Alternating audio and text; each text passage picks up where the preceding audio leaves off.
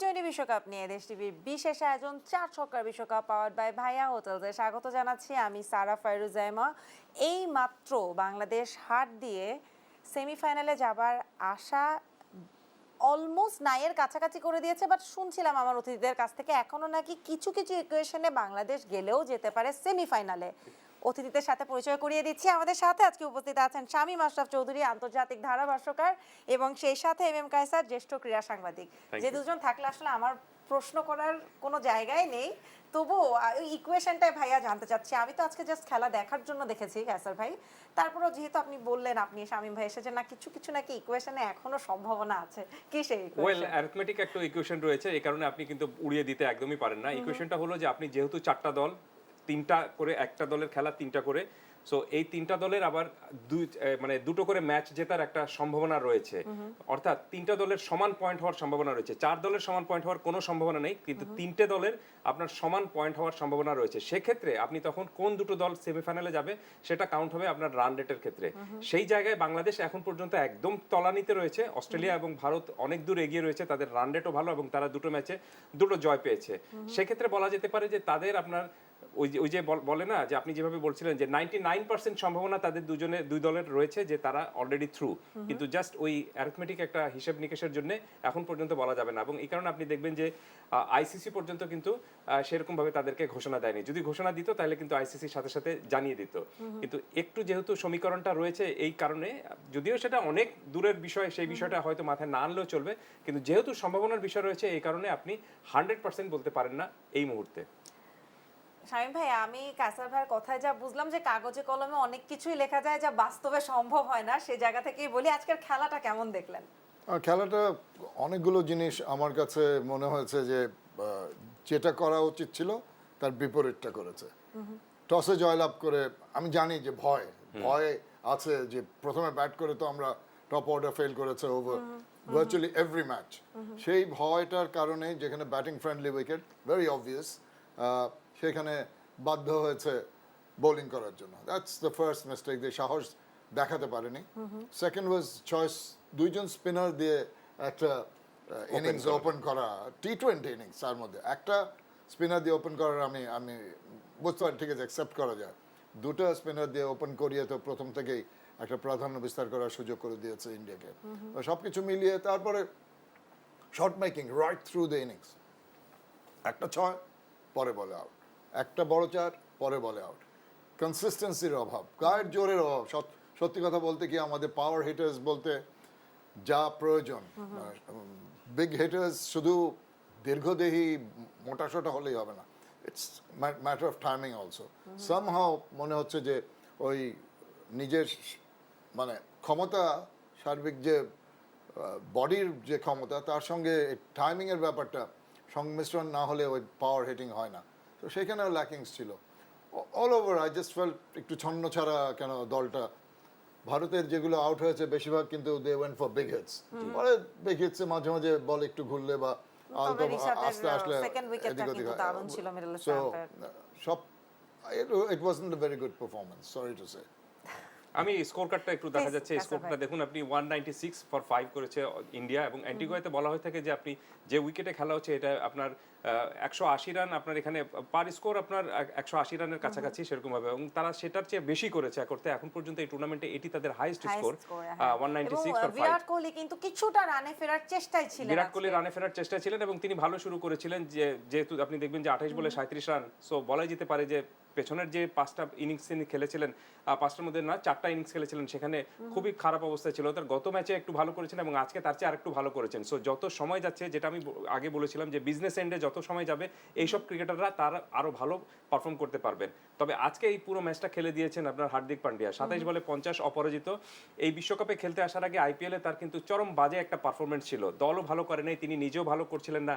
So এই IPL টুর্নামেন্টটা তার জন্য একটা বড়, পার্সোনালি একটা বড় চ্যালেঞ্জের বিষয় ছিল। তার ফিটনেস নিয়ে এক ধরনের সমস্যা তৈরি হয়েছিল, কিন্তু সব কিছুকে তিনি ভুল প্রমাণ করে এই ম্যাচে দুর্দান্ত পারফরমেন্স করেছেন, ম্যান অফ দি ম্যাচ হয়েছেন। এর আগের ম্যাচেও তিনি ধারাবাহিকভাবে এখন পর্যন্ত এই বিশ্বকাপে আপনি তাকেই, হার্দিক পান্ডিয়াকে ভারতের সবচেয়ে ভালো পারফরমেন্স হিসেবে কাউন্ট করতে পারেন। আর তারা একটু আমি একটু বলি একটা, আপনি দেখবেন যে ঋষভ পান্তকে তারা, আমার কাছে মনে হচ্ছে যে এই যে তারা 3 নম্বরে তারা খেলাচ্ছে, এটা আমার কাছে মনে হচ্ছে শামীম ভাই এটা অনেক বড় এক ধরনের তারা পরীক্ষা করেছে এবং সেই পরীক্ষা অন্তত সফল হয়েছে। পরীক্ষা করার সুযোগটা তো হয়েছে যেহেতু বাংলাদেশ অপেক্ষাকৃত দুর্বল দল, তাদের বিরুদ্ধে এই ধরনের এক্সপেরিমেন্টেশন করার একটা সুযোগ থাকে। আমরা যে এক্সপেরিমেন্টগুলো করেছি, গত দিনে ঋষাদকে 3 নম্বরে নামিয়ে আজকে আবার জায়গা মতন নিচে পৌঁছে দেওয়া, এই প্র্যাকটিসটা 50 ওভার বিশ্বকাপে একেবারে ডিসমাল ফেলিয়ার। সেই জায়গায় আবারও দেখা যাচ্ছে প্রায়শই চেঞ্জ করা হচ্ছে, ব্যাটিং অর্ডার চেঞ্জ করা হচ্ছে। This is not acceptable. তার সঙ্গে 180 পার স্কোর যেটা বলা হলো, 180-তে পৌঁছতে পারলেও তো আমি বুঝতাম যে পার স্কোর পর্যন্ত পৌঁছেছে। 50-এর জায়গায় 20 রানে হেরেছে, তাও তো একটা কিছুটা পাথেও নিয়ে যাওয়ার মতো ছিল পরবর্তী ম্যাচগুলোর জন্য। But this is overall an abject failure. Najmul Hossain Shanto হয়তো 40 রান করেছে, কিন্তু 40 এ পর্যন্ত পুরো যতগুলি খেলা হয়েছে 51, just 150 plus score Shakib Al হাসানের, বাকিগুলো তো তার প্রায় 15-এর নিচেই সব। রাইট। তো কোনো ব্যাটারি কিন্তু পারফর্ম করতে পারে না। তানজিদ শুরু করে মাঝে মধ্যে দুবার একেবারে জিরোতে আউট হয়ে গেল গত দুটো ম্যাচে। আজকে শুরুটা মোটামুটি ভালো, বাট ওই রান রেট 29 অফ 31 বলস, সেটা তো বলেই দিচ্ছিল যে সে নিজেকে নিজে পিছিয়ে নিয়ে যাচ্ছিল। ভুল না হয় লিটন কি বারবারই একই ভুল করে যাচ্ছে না? একটি বড় শট খেলার পরে আবারও সেই একই ধারায় খেলতে গিয়ে পরপর দুদিন লিটন কিন্তু একই ধারায় আউট হয়ে গেল। এবং গত দিনে লিটনের চেষ্টা ছিল স্কুপ দিয়ে কিভাবে আউট হওয়া যায়। পরপর দুটো আমরা একবার দেখেছি, পরপর 3টা জিম্বাবুয়ের সঙ্গে থার্ড স্কুপ অ্যাটেম্প্ট করতে যে সে আউট হলো। How silly is that? এবার মাঠে প্র্যাকটিস যদি কথা আছে, প্র্যাকটিস মেক্স পারফেক্ট। ওর বেলা তো দেখা যাচ্ছে আউট হওয়ার প্র্যাকটিসটা বেশি হয়ে যাচ্ছে। I cannot understand. অবশ্য অনেক রকমের প্রেশার সিনারিও যখন কাজ করে একজন ব্যাটারের উপর, তখন ঠিক সেন্সিবলি ক্রিকেট খেলা, যেটা সেন্সিবল অ্যাপ্রোচ, বলের গুণগত মান দেখে খেলা, সেসব থেকে একটু ডাইভার্টেড হয়ে যায় এবং they force to play silly shots. আর লিটন বেশিরভাগই সিলি শটসে আউট হচ্ছে। রাইট। শামীম ভাই একটা কথা বলেছিলেন যে ভয়, আপনি যখনই ভয় পাবেন তখন সামনে বাড়তে পারবেন না। এই কারণে বলা হয়ে থাকে যে ভয় পেলে তো ক্ষয় হলেন। আজকের এই ম্যাচে কিন্তু সেই ঘটনাটা ঘটেছে। আপনি দেখুন এখানে বলা হচ্ছিল যে এটা খুব গুড, আমি শুনছিলাম যে নাজমুল হোসেন শান্ত বলছিলেন ইটস এ গুড উইকেট। তো গুড উইকেটে তো আপনি আগে ব্যাট করবেন, কিন্তু ব্যাট করার সুযোগটা আপনার সামনে ছিল, কিন্তু কেন করলেন না? সেটাই শামীম ভাই যেটা বললেন যে এক ধরনের একটা ভয়ের বিষয়টা ছিল আর কি। একটু আমরা যদি পার্টনারশিপ গুলো দেখে নিই। রাইট। পার্টনারশিপ দেখুন, প্রথম উইকেট পার্টনারশিপ তাদের 39 হয়েছে এবং বল কয়টা দেখুন, মাত্র 22 বলে তারা কিন্তু 39 পার্টনারশিপটা করেছে। এবং দ্বিতীয় পার্টনারশিপটা, প্রথম এবং দ্বিতীয় এই দুটো পার্টনারশিপটাই তাদেরকে কিন্তু বুঝিয়ে দিয়েছে যে উইকেট খুব ভালো, এখানে রান করা যেতে পারে। তৃতীয় উইকেট পার্টনারশিপে রান হয়নি সেখানে, কারণ সূর্যকুমার যাদব এবং বিরাট কোহলি দুজনকে আপনি 2 বলের ব্যবধানে আউট করে দিয়েছিলেন তানজিম সাকিব। সবকিছু আসলে ছাপিয়ে গেছে হার্দিক পান্ডিয়ার ইনিংসটা। রাইট। তারপরেও আপনি দেখুন যে শিবম দুবে আর ঋষভ পান্ত, এই তাদের পার্টনারশিপটাও ভালো হয়েছে, 19 বলে 31। এবং সবচেয়ে ভালো পার্টনারশিপ যেটা আপনি ঠিকই ধরেছেন যে হার্দিক পান্ডিয়া এবং শিবম দুবে, এই দুজনকে আপনি 34 বলে 53 রান করেছিলেন। শিবম দুবেকে এই ম্যাচে খেলানো হয়েছিল কিন্তু আপনার স্পিনারদেরকে একটু তিনি যেন অ্যাটাক করে খেলেন, কারণ স্পিনটা তিনি এই দলের সবচেয়ে ভালো স্পিন খেলেন তিনি, এবং তিনি যেন রিশাদ হোসেনকে যেন ভালোভাবে ট্যাকেল করতে পারেন, এই কারণে তাকে আজকে একটা অ্যাসাইনমেন্ট দেওয়া হয়েছিল এবং সেটা তিনি ভালো মতোই করেছেন। তারপর রিশাদের বলেই আউট হয়েছেন। তারপরে বলা যেতে পারে যে এই যে পার্টনারশিপটা, এই পার্টনারশিপটাই ভারতকে আপনার 180-র ঘরে নিয়ে গিয়েছিল। এবং শেষের দিকে আরেকটি পার্টনারশিপ অক্ষর পটেল এবং হার্দিক পান্ডিয়া যেটি করেছেন 17 বলে 35, একটা গ্রেট ক্যামিও শেষের দিকে এসে। তার মধ্যে 30 করেছে হার্দিক পান্ডিয়া। রাইট, 12 বলে, তাও আবার মাত্র 12 বলে, মাত্র 3 করেছে অক্ষর পটেল। হ্যাঁ, মানে ম্যাক্সিমাম আপনি ওই 17 বলে 12টা বল তিনি মোকাবেলা করেছেন। দ্যাট মিন্স আপনি অক্ষর পটেল তাকে কিন্তু সুযোগটা দিয়েছেন। সো এই প্ল্যান, যে প্ল্যান তারা করতে নেমেছিল আজকে এই ম্যাচে, যে 200 মানে ছুঁই একটা স্কোর করবে এবং রান রেটটাও সাথে বাড়িয়ে নেবে, মানে ইন্ডিয়ার খেলাটা কিন্তু খুব প্ল্যান ওয়াইজ একদম গুছানো একটা খেলা আজকে ইন্ডিয়ার দেখা গেছে। তারা তো বিশ্বকাপ জিততে এসেছে, এই কারণে তারা অবশ্যই প্ল্যান করে খেলবে। একটা প্রশ্ন আমার একটু বাংলাদেশের বোলারদের নিয়ে করতে চাই, যে আজকে যখন খেলাটা দেখছিলাম প্রতিবারই মনে হচ্ছিল বোলাররা যেন এই বুঝি ইন্ডিয়াকে আটকে ফেলছে, কিন্তু ঠিক সেই মুহূর্তে ঠিক আটকাতে পারছে না। ওভারঅল আজকে বাংলাদেশের বোলারদের তো আমরা এতদিন ধরে টানা প্রশংসা করে আসছি, কিন্তু যখন শেষ তক এসে এই 196 ইন্ডিয়ার ব্যাট থেকে এলো এখন পর্যন্ত সবচেয়ে হাইয়েস্ট স্কোর, আজকে বাংলাদেশের বোলারদের নিয়ে একটু বিশ্লেষণ শুনতে চাই, দুজনের কাছেই শুনতে চাই। আচ্ছা, আমি যেটা ফার্স্ট ইন্ডিকেশন হলো যেইখানে বোলারদের প্রাধান্য ছিল, যেখানে বোলারদের ফেভারিট যে উইকেটগুলো ছিল, ইউএসএ উইকেটগুলো, সেখানে আমরা এক্সপ্লয়েট করতে পেরেছি। Now the real test is যেখানে ব্যাটিং ফ্রেন্ডলি উইকেট, সেখানে বোলাররা কিভাবে পারফর্ম করে। And there is your answer, quality bowling এর অভাব। দু একটা যে এক্সেপশনাল বল হয় না তা না, কিন্তু কনসিস্টেন্টলি ব্যাটারকে আটকে রাখা, তাদের উপর প্রেশার ক্রিয়েট করা, ডট বল আদায় করা এবং তাদের বাধ্য করা যে একটা ফলস শট খেলা, সেটা হয়নি। 2টা ভালো বল, 3টা খারাপ বল, ইনকনসিস্টেন্সি। এবং যখন ওই পার পেয়ে গেছে, যখন নিউ ইয়র্কে খেলা হচ্ছিল, 2-3টা খারাপ বলের মধ্যে এমনভাবে বল ওঠানামা করছিল যে ইট বিকেম এ গুড রানটা পায়নি, হ্যাঁ, সো হ্যাঁ। ব্যাটারদের কোনো স্বাচ্ছন্দ্যে খেলতে পারছিল না। এখানে batters could trust the wicket. আর যখন এইসব গুণী ব্যাটাররা ব্যাট করে, they just feel wait for one loose ball Bangladesh দিবে। ওভারে একটা না, প্রায় 50% লুজ ডেলিভারি, 50% গুড ডেলিভারি। কিন্তু কনসিস্টেন্টলি গুড ডেলিভারি দেওয়ার সক্ষমতাটাও আমার মনে হয় স্কিল সেটস ওর এখানে দে ওয়ার টেস্টেড। সেই কারণে মনে হচ্ছে তারপর একটা 6 খেয়ে যাচ্ছে, Right. Not good enough. মানে আমি একটু যোগ করি, সেটি হলো যে শামীম ভাই বলে দিয়েছেন পুরোটাই। আপনি দেখবেন যে বোলাররা যখন উইকেট থেকে অ্যাসিস্ট পান তখন তাদেরকে মনে হয় যেন আনপ্লেয়েবল হয়ে যাচ্ছেন তারা। কিন্তু যখন আপনি একটু বেল্টার উইকেটে খেলবেন, যেখান থেকে আপনার উইকেট থেকে তেমন সহায়তা আসবে না, সেখানে তাদেরকে খুব অসহায় মনে হয়। এবং সেই অসহায়ত্ব কিন্তু আপনি ফুটে উঠেছে শুধু আজকের ম্যাচে না, গত ম্যাচেও কিন্তু তাই ফুটে উঠেছে। অস্ট্রেলিয়ার ম্যাচে দেখবেন সেখানেও কিন্তু আমাদের বোলাররা ভালো বোলিং করতে পারেননি। ওয়ারেজ আপনি যদি অন্যদিকে দেখবেন, আজকের এই ম্যাচেই দেখুন আপনি ভারতের যে আপনার দুজন বোলার আর্শদীপ এবং জসপ্রীত বুমরা, তারা দুজন কিন্তু ভালো বোলিং করেছেন, একই উইকেট তো। সো বিষয়টা হলো যে স্কিল, আপনি কিভাবে কোন জায়গায় ভ্যারিয়েশনটা আনতে পারবেন এবং ব্যাটারকে কিভাবে আপনি দ্রুত গতিতে রিড করতে পারবেন এবং তাকে কিভাবে আউট করতে পারবেন এবং কিভাবে ডট বল আদায় করে নিতে পারবেন। আজকের এই ম্যাচে বাংলাদেশ 20 ওভার ব্যাট করেছে এবং আপনার 20 ওভার আমি বলবো না, 20 ওভার ব্যাট করেছে পুরোপুরি এবং আপনি 51টি ডট বল দিয়েছে। দ্যাট মিনস 120 বলের মধ্যে 51 বল থেকে বাংলাদেশ কোনো রান করতেই পারেনি। আপনি যদি হিসাব করে দেখেন 51 বল খুব সম্ভবত 8.5, দ্যাট মিনস আপনি 9 ওভার আমরা কিন্তু শুধুমাত্র ডট বলই দিয়েছি। তাহলে ব্যাটিং করেছি কত? 11 ওভার ব্যাটিং করেছি। সো 11 ওভার ব্যাটিং করে আপনি মানে স্কোরিং শট নিয়ে আপনি কিভাবে 195 রান চেস করবেন? সো বাংলাদেশ দল আজকে যে ব্যাটিংটা করেছে, এই ব্যাটিং বাংলাদেশ দলের জন্য, অন্তত এই দলের সামর্থ্য এইটুকুই, 140-150-এর মতো। এবং আপনি যদি অন্যভাবে আসেন, ব্যক্তিগতভাবে বা আপনি ইন্ডিভিজুয়ালি যদি ক্রিকেটারদেরকে অ্যানালাইসিস করতে বলেন, তাহলে আমার কাছে মনে হচ্ছে যে এই দলের ম্যাক্সিমাম ক্রিকেটারদের আপনি সর্বোচ্চ আপনার অবদান রাখার বিষয়টা হলো 40 রান।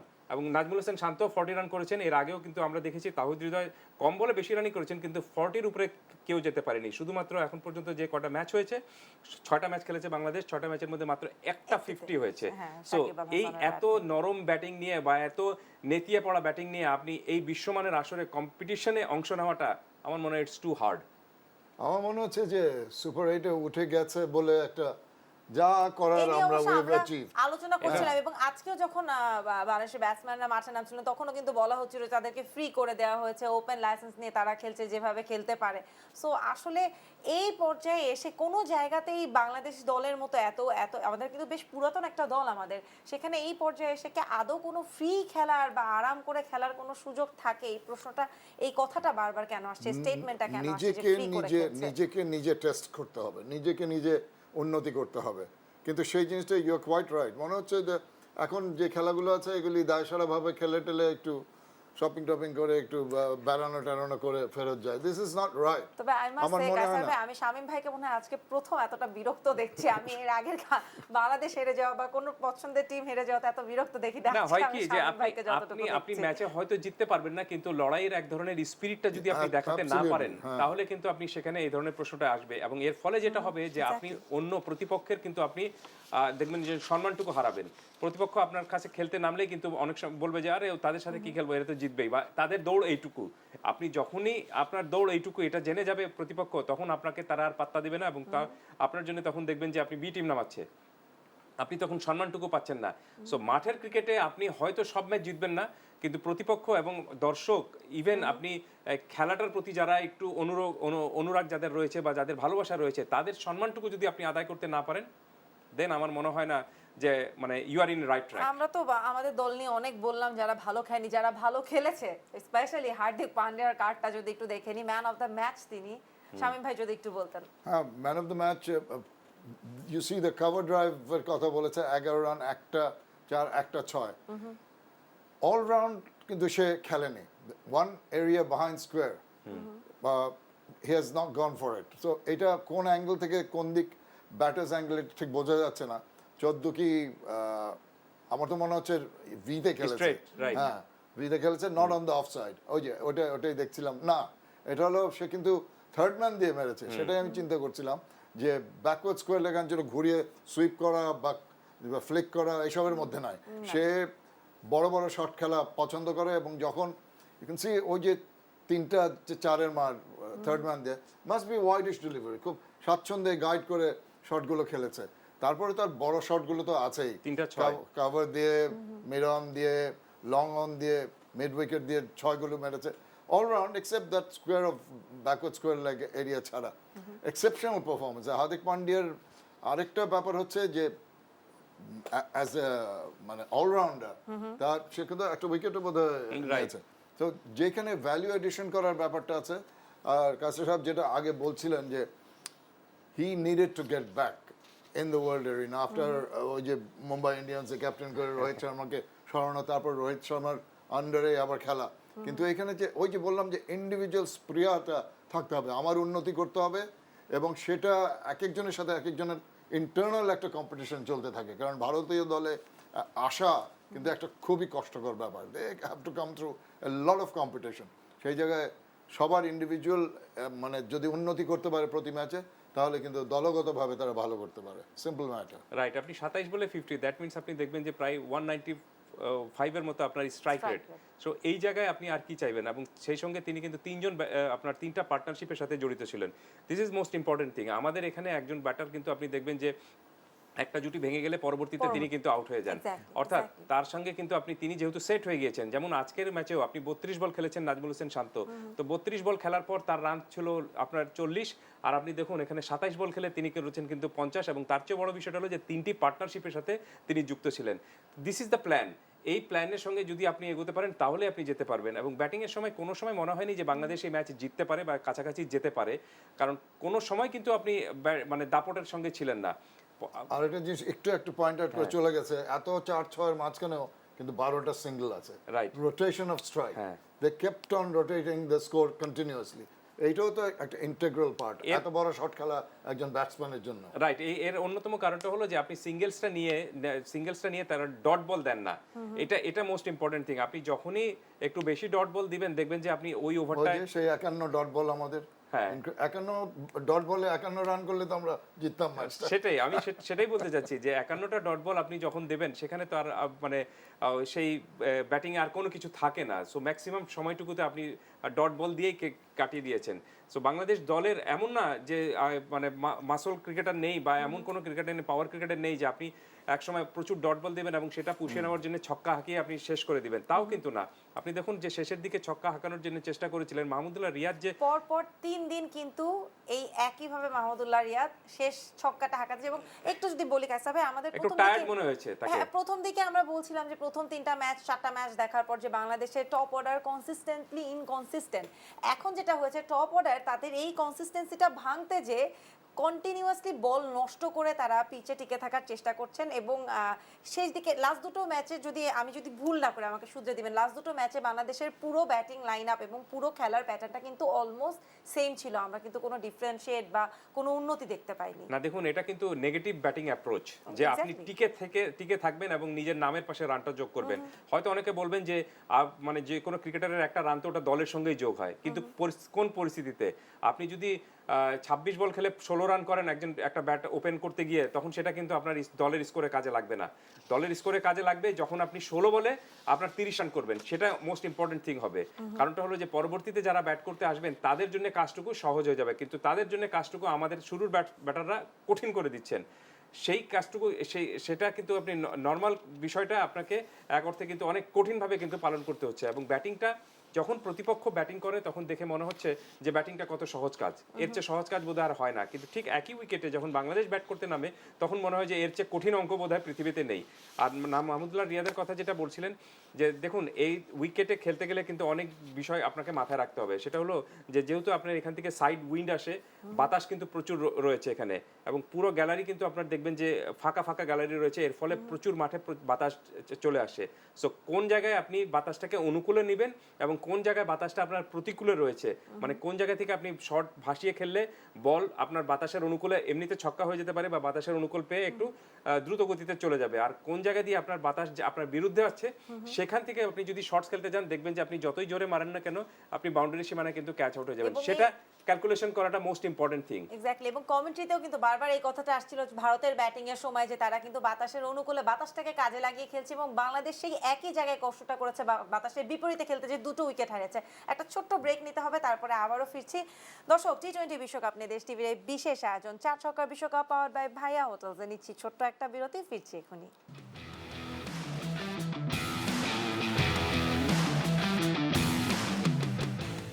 টি-20 বিশ্বকাপ নিয়ে দেশ টিভির বিশেষ আয়োজন 4 ছক্কার বিশ্বকাপ পাওয়ার বাই ভাইয়া হোটেলসে স্বাগত জানাচ্ছি আমি সারা ফাইরুজ জাইমা, এবং শুনছিলাম কায়সার ভাই এবং শামীম ভাইয়ের কাছ থেকে আজকের ম্যাচটি নিয়ে। একটু যদি দেখে নি বাংলাদেশের ব্যাটিং এর অবস্থা।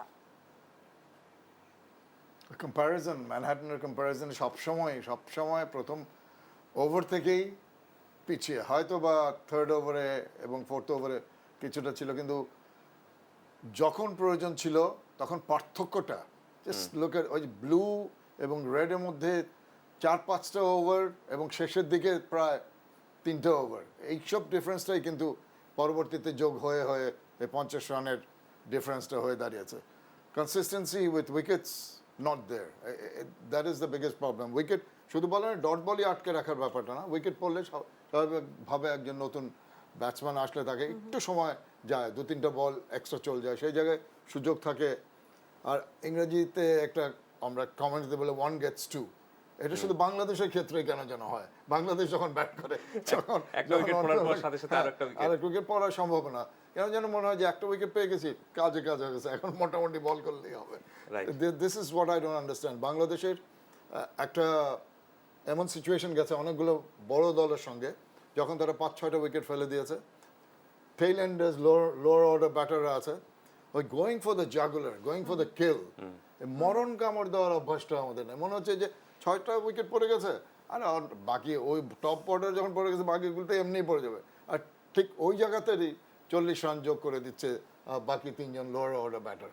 সিমিলার সর্ট অফ সিচুয়েশন ইন্ডিয়ার ব্যাটিং এও যেটা দেখেছি, না এখানে দেখুন যে আপনি রান ইকুয়েশনটা এখানে দেখানো হচ্ছে 1 থেকে 20 ওভার পর্যন্ত, প্রত্যেকটা আপনার 1 থেকে 20 ওভার পর্যন্ত ইন্ডিয়ার রানটা কিন্তু আপনি উপরের দিকে গিয়েছে, এবং বাংলাদেশ দল যে রানটা চেস করতে গিয়েছে, যখনই আপনি এই ধরনের বড় রান চেস করবেন আপনাকে কিন্তু কোনো না কোনো সময় প্রতিপক্ষের রানের চেয়ে একটু উপরে থাকতে হবে, কিন্তু কোনো সময় বাংলাদেশের রানটা আপনার প্রতিপক্ষের চেয়ে উপরে ছিল না কোনো ওভারেই। সো ম্যাক্সিমাম ওভারে যখন আপনি এরকমভাবে পিছিয়ে থাকবেন তখন গড়ে দেখা যাবে যে আপনি অনেক বেশি পিছিয়ে গিয়েছেন। এ কারণে আমি বললাম যে এই ব্যাটিংয়ের সময় বাংলাদেশ যে রান তাড়ায় নেমেছিল সেই সময়টা কোনোটা সময় বা কোনো মুহূর্তে মনে হয়নি যে বাংলাদেশ ম্যাচ জিততে পারে, এবং এই জিনিসটাই অনেক ইম্পর্টেন্ট একটা জিনিস। যখনই আপনি প্রতিপক্ষ জেনে যাবে যে আমার এই দল ম্যাচ জিতছে না, তখন তারা এক ধরনের রিল্যাক্সে চলে যাবে এবং এক ধরনের কিন্তু হাসি ঠাট্টার মধ্যে চলে আসবে পুরো বিষয়টা। যেটা আমি বললাম যে সম্মান খুব ইম্পর্টেন্ট একটা বিষয়, যে প্রতিপক্ষের সম্মানটুকু আদায় করে নেওয়াটা খুব ইম্পর্টেন্ট একটা বিষয়, যে কাজটুকু বাংলাদেশ দল এখন পর্যন্ত করতে পারছে না। গত ম্যাচে আপনি অস্ট্রেলিয়ার বিরুদ্ধে যেভাবে বোলিংটা করেছিল তারা, অস্ট্রেলিয়া কিন্তু আপনি এক অর্থে মারকুটে ব্যাটিং করে বাংলাদেশের রান টপকে গিয়েছিল প্রায়। সো আর নাজমুল হোসেন শান্তর এটা দেখছিলাম যে তিনি অন্তত একটা বিষয় স্বস্তির বিষয় হচ্ছে যে তিনি অন্তত কনসিস্টেন্সি ফিরে পেয়েছেন। টানা 2 ম্যাচে 40 রান এই এখন পর্যন্ত এই বিশ্বকাপে বাংলাদেশের আর কোনো ক্রিকেটার করেননি, এবং তিনি করেছেন। টপ অর্ডার নিয়ে আমাদের শান্তর প্রশংসা পেলাম না, টপ অর্ডার নিয়ে আমি আসছি। টপ অর্ডার নিয়ে বাংলাদেশ দলের এক ধরনের বড় ধরনের সমস্যায় ছিল, সেই সমস্যাটা অন্তত তার ব্যাটে কাটিয়ে উঠতে পেরেছে বলে মনে হচ্ছে এখন পর্যন্ত। কিন্তু আপনি শুধুমাত্র এই স্বস্তি নিয়ে বিশ্বকাপের মতো আসরে বড় কিছু অর্জন করতে পারবেন না, কারণ যখনই আপনি 32টা বল খেলে ফেলেছেন that means you are totally set, এবং আপনি টপ অর্ডার ব্যাটার যখন আপনি 32 বল খেলে টোটাল সেট হয়ে গিয়েছেন তখন আপনার কাজটুকু শুধুমাত্র 40 রান করে ফিরে আসা না, আপনার কাজটুকু হবে যে আপনি ওই 40 বল খেলবেন অথবা 45 বল খেলবেন এবং আপনার স্কোর হবে 70 to 80, তখনই দেখবেন আপনি সেখানে যেতে পারবেন। সো বাংলাদেশ দল এই ভুলটা বারবার করে আসছে, এবং আমরা যেটা বললাম না যে আমরা আসলে অতি মানে ছোট্ট এই স্বপ্নের মধ্যে কিন্তু আটকে থাকতে চাই, আমাদের স্বপ্নের পরিধিটাও ছোট, এই কারণে আমরা আসলে খুব বড় বেশি দূরে এগোতে পারছি না, সেটা খেলায় হোক বা যে কোনো কিছুতেই হোক। এক্স্যাক্টলি। আমরা যদি এবার একটু সকালের ম্যাচটা নিয়ে একটু কথা বলে নিই, কালকেই বলছিলাম কাসার ভাই যে এই ম্যাচটা নিয়ে বেশ আগ্রহ আছে যুক্তরাষ্ট্র বনাম উইন্ডিজ, কিন্তু যতটুকুও ভেবেছিলাম যে একটা হাড্ডাহাড্ডি লড়াইয়ের চিন্তা হতে পারে, একেবারে উইন্ডিজ কিন্তু পুরো উড়িয়ে দিয়েছে ইউএসএ কে এক্ষেত্রে।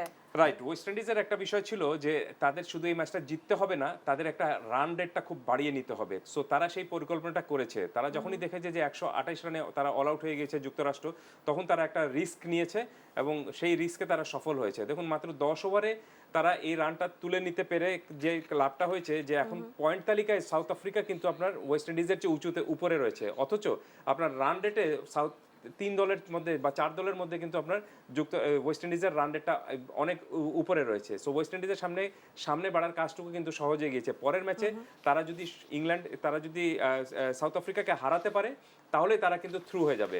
একটু আগে বলছিলাম যে নিজের পারফরমেন্স উন্নতি করার ব্যাপার। Recently Shai Hope has come under lot of criticism.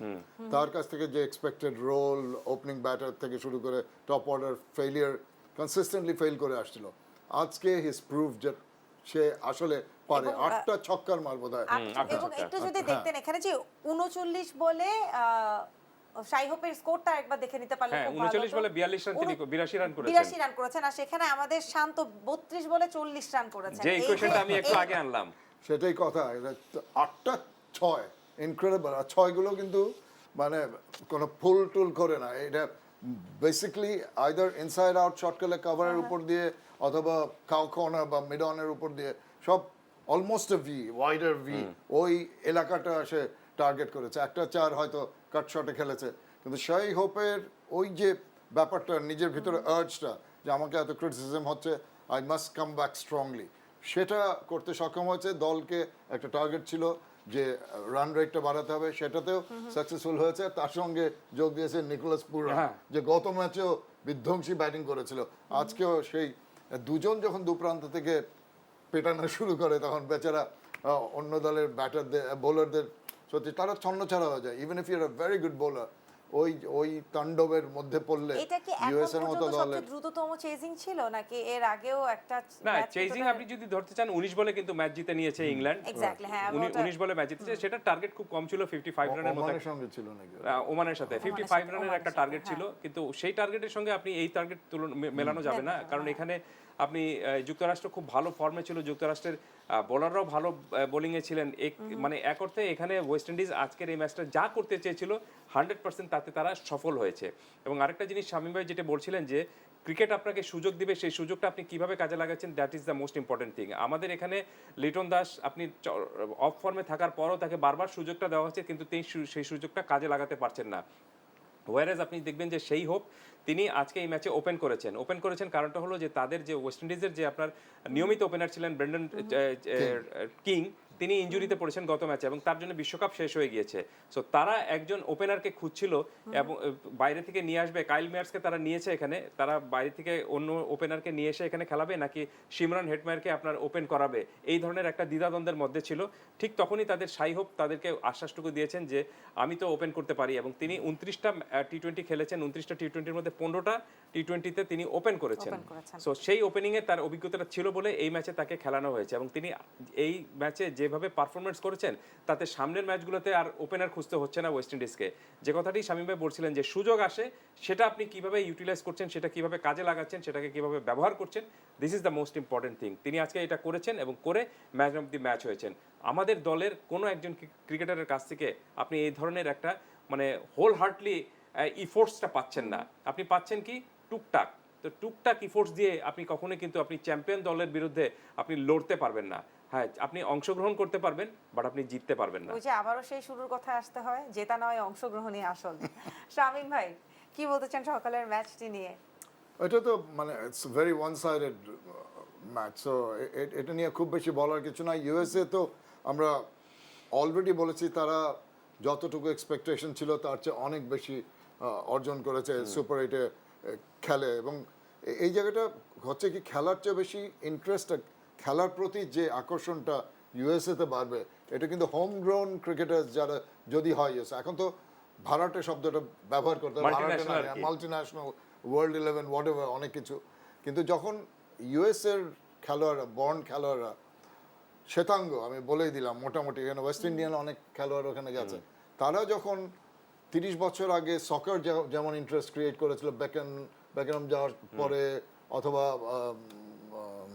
Brazilian পেলে যখন প্রথম গেল কসমস শুরু করলো, ক্লাবে তারপর থেকে যখন যেই জোয়ারটা ফুটবলের বা সকারের হয়েছে, এখন soccer is big league in the United states.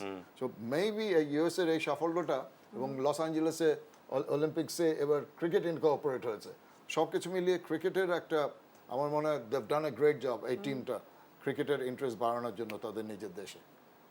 তাহলে এরপরে যুক্তরাষ্ট্রের কাছ থেকে আরো বেটার এক্সপেকটেশন করা যায়, কিন্তু তারপরে একটু জানতে ইচ্ছে হচ্ছে যে যুক্তরাষ্ট্রের উইকেটে যুক্তরাষ্ট্র ভালো খেলেছে, ওয়েস্ট ইন্ডিজের উইকেটে এসে কি কিছুটা পিছিয়ে গেল, এখানে কি কিছুটা উইকেট যুক্তরাষ্ট্রকে কাবু করেছে? কারণ পরপর দুটো ম্যাচেই এক্সপেক্টেড পারফরমেন্স আমরা ইউএস এর কাছ থেকে পাইনি। না, পারফরমেন্স তাই বলছে, কিন্তু আপনি আবার পুরোপুরি এই অভিযোগটা তাদেরকে দিতে পারবেন না। কারণটা হলো যে এর আগে ম্যাচে তারা যে এর কাছে হেরেছিল, আপনার সাউথ আফ্রিকার কাছে হেরেছিল, সাউথ আফ্রিকা সেখানে 194 এর মতো রান করেছিল এবং সেই রান চেস করতে গিয়ে তারা 176 রান করেছিল। দ্যাট মিনস তারা মাত্র 18 রানে হেরেছে কার বিরুদ্ধে? সাউথ আফ্রিকার মতো এত একদম চ্যাম্পিয়ন একটা দলের বিরুদ্ধে। তো এটা নিশ্চিতভাবে তাদের ব্যাটিংটা খুব ভালো হয়েছিল এবং এখানে আন্দ্রিস গাউস আজকে তিনি 16 বলে 29 রান করেছেন। সেই ম্যাচে তিনি কিন্তু 80 নট আউট ছিলেন, ওপেন করেছিলেন এবং 80 নট আউট ছিলেন, যে কথাটি আমি And he's from South Africa. South African under 19 এ খেলেছে। রাইট। আপনি এই দলের প্রায় অনেকেই, আপনি জ্যামাইকানও একজন টেইলর, স্টিভেন টেইলর, তিনি কিন্তু আপনার জ্যামাইকান না, তিনি ফ্লোরিডায় জন্ম, কিন্তু তার বাবা মা দুজন ছিলেন জ্যামাইকান। এবং জোন্স, রাইট, অ্যারন জোনসও তাই, তিনি ক্যাপ্টেনই ছিলেন এখানে। তো সবকিছু মিলে, এবং আপনি নামগুলো দেখুন, মিলিন্দ কুমার, সেটা নিশ্চিতভাবে আপনি যে বোঝা যাচ্ছে না যে এটা তিনি কোন দেশের, এটা স্বাভাবিকভাবে বোঝা যাচ্ছে যে তিনি কোন জায়গার। ইভেন আপনি তাদের যে মূল অধিনায়ক ছিলেন মোনাক প্যাটেল, তিনি গুজরাট থেকে এসেছেন এবং তিনি আন্ডার ইসেও আপনি খেলেছেন, ভারতের অনূর্ধ্ব আন্ডার 19 দলেও কিন্তু খেলেছেন। তো সবকিছু মিলে এই দলটাকে এটা দেখুন 16 বলে 29 রান করেছেন, খুব ভালো স্কোর আজকে করতে পারেননি, আগের ম্যাচে তিনি করেছিলেন, যেটি বলছিলাম যে, এবং ধারাবাহিক একটা পারফরমেন্স ছিল তার মধ্যে। তবে এই পুরো এই যুক্তরাষ্ট্রের দলের মধ্যে আমাকে সবচেয়ে একটু হতাশ করেছে একটা নাম, কোরি অ্যান্ডারসন। তাকে নিয়ে কিন্তু সবচেয়ে বেশি আলোচনা ছিল। নিউজিল্যান্ডার, তিনি এর আগে নিউজিল্যান্ডের হয়েও বিশ্বকাপ খেলেছেন, নিউজিল্যান্ডের হয়ে অনেক ম্যাচ খেলেছেন, বাংলাদেশের বিরুদ্ধেও কিন্তু নিউজিল্যান্ডের হয়ে খেলেছেন এবং আমেরিকার ভালো পারফরম্যান্সও, কিন্তু তার সবসময় একটা ভালো খেলোয়াড়দের মধ্যে কোরি অ্যান্ডারসনের নামটা ছিল। রাইট। এই কার্ডটা দেখতে দেখতে, সরি টু ইন্টারাপ্ট, 16 বলে 29, ওই ঘুরে ফিরে একটা ম্যাচ হেরে গেছে, মানে বিশাল ব্যবধানে হেরে গেছে, কিন্তু দ্য ম্যান হু ম্যাটার, যে অন্তত সে ঠেক ঠুকটা যে আমি বাঁচিয়ে রাখি 20 ওভার খেলে যায়, ওই ধরনের মেন্টালিটি না। 29-16 বলে, this is what is needed এই ফরম্যাটে। অন্তত অন্য ফরম্যাটে অন্য ব্যাপার, কিন্তু এই ফরম্যাটে যেভাবে খেলা দরকার, দুর্ভাগ্যবশত আমাদের ছেলেরা সেটা পাচ্ছে না। এখানে দুটো জিনিস আছে এই ফরম্যাটে। আপনাকে একটা জিনিস হলো যে স্ট্রাইক রেট আপনাকে ঠিক রাখতে হবে। আপনি স্ট্রাইক রেট কখনোই আপনি 100 এর নিচে নিতে পারবেন না। 100 নিলেও সেটা আপনার কাউন্টেবল হয় না সাধারণত আপনার টি-20-তে। এটা এখানে স্ট্রাইক রেট আপনার 140 বা 130 যদি হয়, মানে সেটাকে মানা হয় সবচেয়ে, মানে আপনার সেটা মোটামুটি একটা মানা হয়। কিন্তু আপনি যখনই স্ট্রাইক রেট 100 এর নিচে নিয়ে আসবেন বা 100 নিবেন, সেই স্ট্রাইক রেট দিয়ে আপনি টি-20-তে বেশি দূর সামনে বাড়তে পারবেন না। এটা হলো এক। আরেকটা হলো যে ইন্টেন্সিটি, পরিস্থিতি যেমনই হোক না কেন আমাকে সেটার মোকাবেলা করতেই হবে, আমাকে ম্যাচ বের করে নিয়ে আসতে হবে, লম্বা খেলতে হবে। সেটাই আমার মনে হয় যে বাংলাদেশ দলের ক্রিকেটারদের কাছ থেকে আমরা দেখতে পাচ্ছি না। দেখতে পাচ্ছি যে শোল্ডার ডাউন, একটু টায়ার্ডনেস, দেখে মনে হচ্ছে যে একটু ফ্যাটিক পেয়ে গিয়েছি, হ্যাঁ, লম্বা সময় ধরে বোধহয় আমরা বিশ্বকাপে খেলছি। শারীরিক ভাষাটাই এক অর্থে কিন্তু মনে হচ্ছে না যে খুব প্রোঅ্যাক্টিভনেসটা রয়েছে। একেবারে তাই। এবং আমাদের নেক্সট প্রতিপক্ষ আফগানিস্তানে কিন্তু আগামীকাল ম্যাচ আছে অস্ট্রেলিয়ার বিপক্ষে। আমরা আগামীকালকের ম্যাচগুলো নিয়ে কথা বলবো, তার আগে আরও একটা বিরতি নিতে হচ্ছে। দর্শক, টি-20 বিশ্বকাপ নিয়ে দেশ টিভির এই বিশেষ আয়োজন 4 ছক্কার বিশ্বকাপ পাওয়ার বাই ভাইয়া হোটেলসে নিচ্ছে আরও একটা বিরতি, ফিরছি এখনই।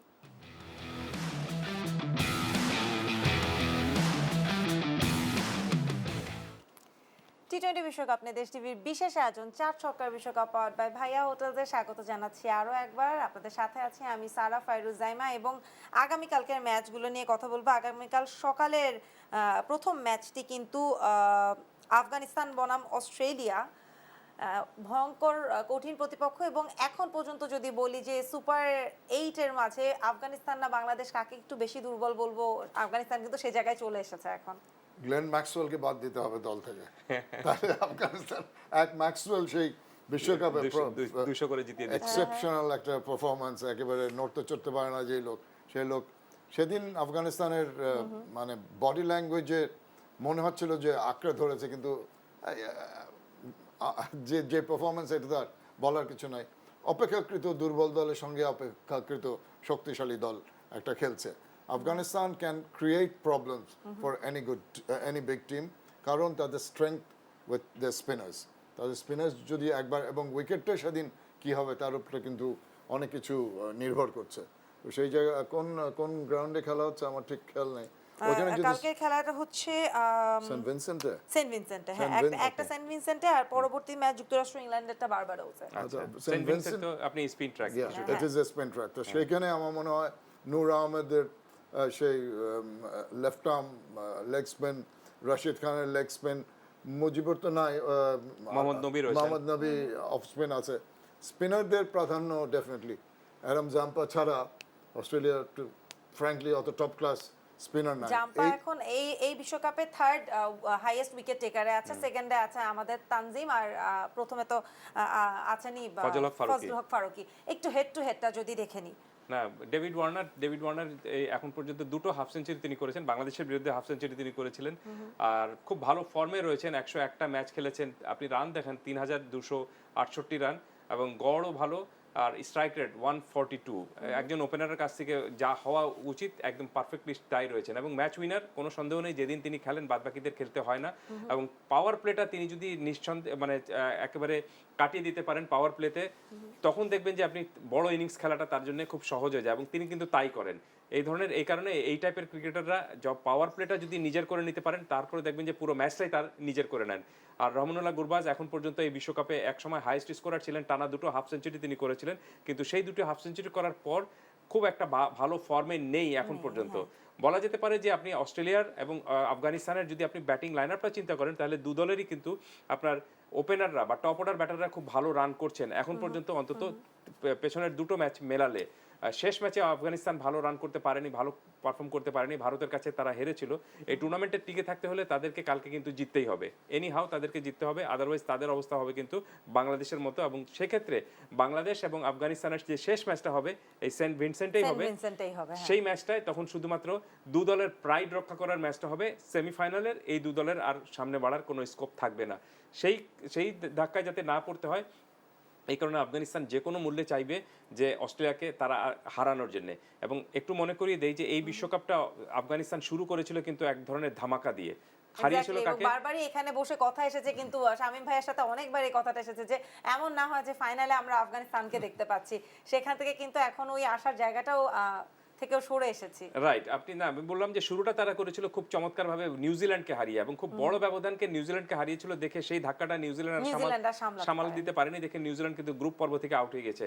এবং আমরা আরেকটা কার্ড দেখতে পাচ্ছি এখানে, ফজল হক ফারুকী, দেখুন 39টি ম্যাচে 52টি উইকেট, এবং এখন পর্যন্ত এই টুর্নামেন্টে তিনি কিন্তু হাইয়েস্ট উইকেট টেকার, এবং প্রায় সবগুলো ম্যাচে 3টি 4টি করে উইকেট নিয়েছেন, দুবার খুব সম্ভবত ম্যাচ পর্যন্ত 15টি উইকেট, আমি যতদূর জানি যদি ভুল না করি 15টি উইকেট তার রয়েছে ফজল হক ফারুকী। রাইট, এবং বাংলাদেশের বিরুদ্ধে তার পারফরম্যান্স কিন্তু খুব ভালো। তিনি বাঁহাতি পেস বোলার, এবং শুরু থেকে বাংলাদেশের আপনার বোলিং অ্যাটাকে বাংলাদেশের ব্যাটারদের জন্য প্রায় সবগুলো ম্যাচেই শুরুটায় তিনি উইকেট নিয়ে থাকেন। আর অ্যাডাম জাম্পার কথা যেটা বলছিলেন, যে অ্যাডাম জাম্পা তিনি এই লেগ স্পিন করে থাকেন, লেগ স্পিনার, এবং তার কাছে আপনার অনেক ধরনের ভ্যারিয়েশন রয়েছে। লেগ স্পিনের যতগুলো আপনার টপ স্পিন, লেগ স্পিন, আপনি গুগলি সব কিছু তিনি করতে পারেন। এবং এখন পর্যন্ত তিনি মানে আফগানিস্তান এই অস্ট্রেলিয়ার one of the best performer হিসাবে এই বিশ্বকাপে রয়েছেন। তাকে স্পিনে সহায়তা করেন গ্লেন ম্যাক্সওয়েল, কিন্তু বাদবাকিদের কারো কাছে সহায়তা করা লাগে না। তিনি তার যে 4 ওভার রয়েছে, সেই 4 ওভারটা যদি প্রতিপক্ষ সামাল দিতে না পারে, তাহলে আর প্রতিপক্ষ বেশি দূর বাড়ার সম্ভাবনা থাকে না। বাংলাদেশের বিরুদ্ধে কিন্তু ভালো পারফরমেন্স তিনি করেছিলেন। আমরা যদি একটু ইংল্যান্ড এবং যুক্তরাষ্ট্রের খেলাটি দেখে নিই, আগামীকালকে দ্বিতীয় ম্যাচ ফিল সল্ট এবং আন্দ্রে গাউস। শামীম ভাই যদি বলতেন। ফিল সল্ট তো he is really a dangerous batter, মানে প্রথম অবস্থা থেকে খুব দেখা টাকার ব্যাপার না, হি ইজ ভেরি ব্রেভ। একটু ব্রেভ হওয়া প্রয়োজন মাঝে মধ্যে, কিন্তু সব ব্যাটসম্যানরা প্রথম যদি নেমে একটু সময় করে একটু দেখে শুনে খেলে, কিন্তু সে 3-4 বলের বেশি দেখে না, সোজা কথা, হি গোজ ফর ইট। এবং প্রায়শই দেখা যায় একটা প্রপার স্ট্রাইক হলে তার কনফিডেন্স লেভেলটা অনেক বেড়ে যায়। স্ট্রাইক রেট ইজ ইনক্রেডিবল, 168.63, 35 গড়, 29টা ম্যাচে 855 রান করে ফেলেছে। ব্রিলিয়েন্ট স্টার্ট দিতে পারে একটা দলকে সে। আন্দ্রেস গসের কথা একটু আগে বলছিলাম যে South Africa originally from South Africa, এখন playing for the United States. তার সাউথ আফ্রিকান প্লেয়ারদের সঙ্গে খেলে অভ্যস্ত আছে, আন্ডার 19-এ খেলেছিল বিদায়, এবং অন্যান্য বেশ কয়েকটা ফ্র্যাঞ্চাইজিতে তার খেলার এক্সপিরিয়েন্স আছে। সেই তুলনায় surprisingly also strike rate is better than Phil Salt, তাই না? কিন্তু ইউএসএ যাদের সঙ্গে খেলেছে তারা কিন্তু অ্যাসোসিয়েট মেম্বার্স, তাদের সঙ্গে রান করাটা ওর স্ট্রাইক রেটটা বাড়ানোর সুযোগটা বেশি থাকে। যখন বড়দের সঙ্গে খেলে, ফুল মেম্বার্সদের সঙ্গে খেলে, তখন আসল পরিচয়, কিন্তু আসল পরিচয়ও কিন্তু সে ভালো করেছে। That is the important part, ওই ট্রানজিশনটা against the bigger teams. Jofra Archer I think mixed bag. যে এক্সপেকটেশন নিয়ে জফরা আর্চারকে দলে অন্তর্ভুক্ত করা হয়েছিল বহুদিন পরে, after an injury his comeback, but I've seen inconsistencies. Wicket পাচ্ছে ব্যাটারদের দোষে rather than his better bowling, let's put it that way. যখন ব্যাটাররা চড়া হচ্ছে, রানের গতি বাড়াতে চাচ্ছে, তখন উইকেট পাচ্ছে। কিন্তু আর্লি ব্রেক থ্রুর যে জন্য তাকে দলে অন্তর্ভুক্ত করা হয়েছে, জফরা আর্চার এই পর্যন্ত সেটা ডেলিভার করতে পারেনি। সৌরভ নেত্রওয়ালকার, সৌরভ কিন্তু প্রথম অবস্থা থেকেই আমরা যখন ফার্স্ট রাউন্ডে দেখেছিলাম, ইচ অ্যান্ড এভরি টিমকে সে কঠিন সময় একটা দিয়েছে। Very very aggressive bowler, very consistent, ওর লাইন অ্যান্ড লেংথ অ্যান্ড খুব মেনটেন করে চলে। ইকোনমি অলসো 6.6, উইকেট 33টা। সো গুড টাসল হতেও পারে, but at the end of the day it is between a very strong and sort of medium kind of team. আরেকটা জিনিস হলো যে ইংল্যান্ড কিন্তু আপনি প্রথম পর্বে তাদের একটা পরিচিতিটা বা তাদের একটা স্বীকৃতিটা আদায় করে নিতে পেরেছিল। সেখানে দেখুন তারা পাকিস্তানকে হারিয়েছিল, সুপার ওভারে ম্যাচটা নিয়ে গিয়ে সুপার ওভারেও কিন্তু পাকিস্তানকে তারা হারিয়েছে। তার চেয়েও বড় বিষয়টা হলো যে ইংল্যান্ডের কানাডার বিরুদ্ধে প্রথম যে ম্যাচটা তারা জিতেছিল, যেটা বিশ্বকাপের ওপেনিং ম্যাচ হয়েছিল, সেখানে 194 করেছিল কানাডা, এবং সেই রান চেস করে তারা কিন্তু জিতে নিয়েছিল 15-13 বল বাকি থাকতে। রাইট। সেখানে তারা যখন এত বড় একটা রান আপনি চেস করে জিতে নেবেন, সেটাতে কিন্তু সেটাই বোঝা যাচ্ছে যে তাদের কিন্তু ব্যাটাররা রান চেজিং এ দক্ষ। এবং তার আগের ফিরি সেটা হলো যে বাংলাদেশের বিরুদ্ধে দ্বিপাক্ষিক সিরিজে তারা কিন্তু জিতেছিল। সো এই বিশ্বকাপের প্রথম পর্বটা এবং তার আগের যে সময়টা তাদের দুর্দান্ত কেটেছে, কোনো সন্দেহ নেই। কিন্তু তারা out of the box cricket খেলে আপনার সুপার এইটে উঠে এসেছে। সুপার এইটে কিন্তু আপনি তাদেরকে যে তারা খেলতে পারবে, সেটা বিশ্বকাপের আগে যদি কাউকে জিজ্ঞেস করতেন তাহলে হাসাহাসি হয়ে যেত। কিন্তু তারা সেই জায়গাটুকুতে মানে টপকে এসে এই বিশ্বকাপের এখন সুপার এইটে খেলছে। সুপার এইটে এখন পর্যন্ত তারা কিন্তু তাদের সেই যে গ্রুপ পর্বে যে পারফরমেন্সটা দেখিয়েছিল, সেই পারফরমেন্সটা এখন পর্যন্ত দেখাতে পারেনি। ওয়ারেজ দক্ষিণ আফ্রিকার বিরুদ্ধে যেটি আমি বললাম যে তারা 196 রান করেছিল, 176 রান করেছিল, ম্যাচটা হেরেছিল যদিও 18 রানে। তাদের জন্য একটা শেষ সুযোগ রয়েছে এখন নিজেদেরকে এই সুপার এইটে বড় করে প্রমাণ করার জন্য। এবং এই দলটার মধ্যে যে সেই খিদেটা রয়েছে, দলের প্রত্যেকটা খেলোয়াড়ের মধ্যে সেই ধরনের একটা তাড়না রয়েছে, তাগিদ রয়েছে যে I have to do something for my team. এই তাড়নাটা যদি তারা 100% মানে আরও কয়েকজন ক্রিকেটার দেখাতে পারেন ইংল্যান্ডের বিরুদ্ধে এই ম্যাচে, তাহলে আপনি হু নোস একটা বড় ধরনের ঘটনা কিন্তু ঘটে যেতেও পারে। এক্স্যাক্টলি। তারপরেও খুব একটা আশা কি রাখতে পারছেন শামীম ভাই? একদম যদি এক কথায় বলি, নিশ্চয় কাকে এগিয়ে রাখবেন? এটা প্রশ্নের উত্তর দিতে হবে। দিলাম, ইউএস এর সম্ভাবনা খুবই ক্ষীণ। কোরি অ্যান্ডারসন যদি হঠাৎ করে জ্বলে ওঠে বলে ব্যাটে, তাহলে হয়তো একটা ফাইট হতে পারে।